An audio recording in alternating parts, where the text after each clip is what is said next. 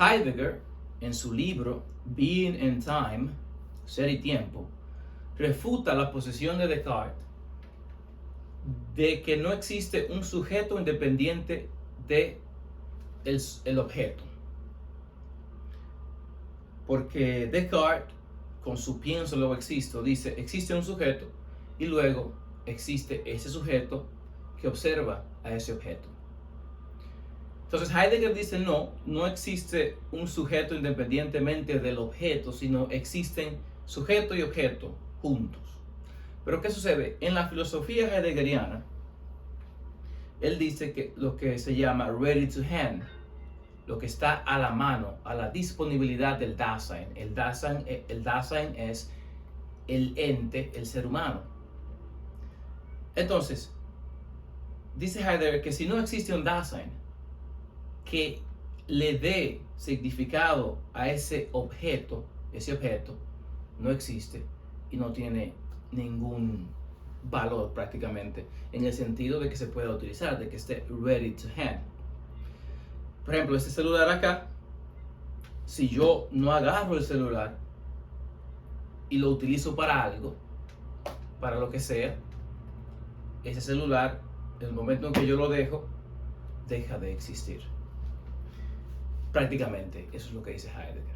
Entonces yo refuto a los dos, a Descartes y también a Heidegger, porque ambos por momentos aciertan y por momentos se equivocan. ¿Dónde acierta Descartes? Bueno, en que ese objeto existe independientemente del sujeto. ¿Dónde acierta Heidegger? En que ese objeto existe independientemente del sujeto, pero también el sujeto tiene que darle sentido a ese objeto para que pueda ser utilizado por un ente, por un Dasein. En eso aciertan, ¿verdad? Pero entonces, ¿dónde viene mi refutación? ¿O dónde viene un análisis más profundo, una deconstrucción más profunda de lo que a través de la historia de la filosofía se ha querido llegar para entender cómo funciona el elemento sujeto-objeto? Yo digo que es una subjetividad objetiva, subjetividad. Me explico ahora.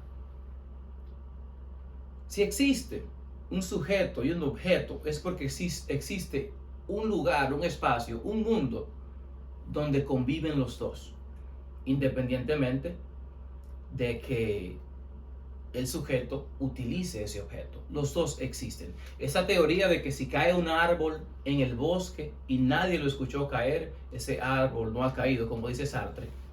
Eso no es así. El árbol cae. El árbol cae. Entonces, existe un mundo donde conviven el sujeto y el objeto, pero también existe un universo donde convive ese mundo y universos donde convive ese universo, y esos universos son a su vez parte de una totalidad, y esa totalidad es el infinito, que es aquí donde quería llegar. Ese es el punto que debe pensarse para uno poder entender la subjetividad y la objetividad. Luego, cuando uno quiere poner esto en palabras un poquito más entendibles y terrenales, se entiende. Si yo no agarro el celular y hago algo con él, como dice Heidegger, es posible que ese celular no tenga ninguna función. Incluso ese celular fue creado específicamente para un Dasein, para que el Dasein lo utilice y haga algo con eso. Está el ejemplo del clavo, el martillo y el cuadro. En que si uno tiene un clavo, un martillo y un cuadro, no significa nada. Hasta que llega un Dasein, agarra el clavo, agarra el martillo, martilla ese clavo en la pared y cuelga el cuadro. Entonces eso cobra sentido. Pero esta es una forma, no es mentira, eso es parte de la realidad. Pero eso es una forma endiosada de convertir el hombre en Dios y de que todo se rige, da vueltas alrededor del hombre.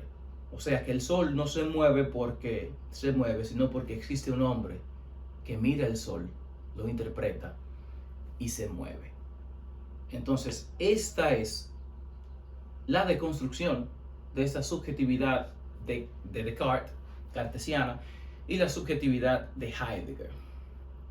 Entonces, aquí la crítica, y aquí donde se equivocan los dos, donde aciertan los dos, porque también hay que reconocer donde aciertan, pero no es que solamente es un sujeto y un objeto. La cuestión es un poco más amplia, más grande, y debe ser pensada como tal.